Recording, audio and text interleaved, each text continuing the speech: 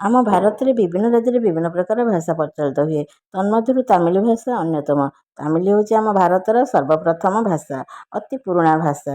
ଆମେ ଯଦି ତାମିଲ ଶିଖିଥିବା, ଆମେ ଯେତେବେଳେ ଦକ୍ଷିଣ ଭାରତ ବୁଲିଯିବା, ଦକ୍ଷିଣ ଭାରତରେ ବହୁତ ପର୍ଯ୍ୟଟନ ସ୍ଥଳୀ ଅଛି। ଆମେ ସେଇ ପର୍ଯ୍ୟଟନ ସ୍ଥଳୀ ଗୁଡ଼ିକୁ ବୁଲିକି ଯିବା, ସେଠି ଆମେ ଲୋକମାନଙ୍କ ସହିତ ସହଜରେ କଥାବାର୍ତ୍ତା ହୋଇପାରିବା। ଏବେ ଚାଲ ତାମିଲ ଶିଖିବା। ତୁମେ ଆସ। ତାମିଲରେ କ'ଣ କହିବା? ନି ବା, ନି ବା। ତୁମେ ବସ। ତାମିଲରେ କ'ଣ କହିବା?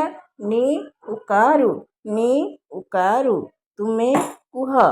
ତାମିଲରେ କ'ଣ କହିବା? ନି ପେସେ, ନି ପେସେ। ତୁମେ ପଢ଼। ତାମିଲରେ କ'ଣ କହିବା? ନି ପଢ଼ି, ନି ପଢ଼ି। ତୁମେ ଲେଖ। ତାମିଲରେ କ'ଣ କହିବା? ନି ଏଲିଦେ, ନି ଏଲିଦେ। ତୁମେ କର। ତାମିଲରେ କ'ଣ କହିବା? ନି ସେଇ, ନି ସେଇ।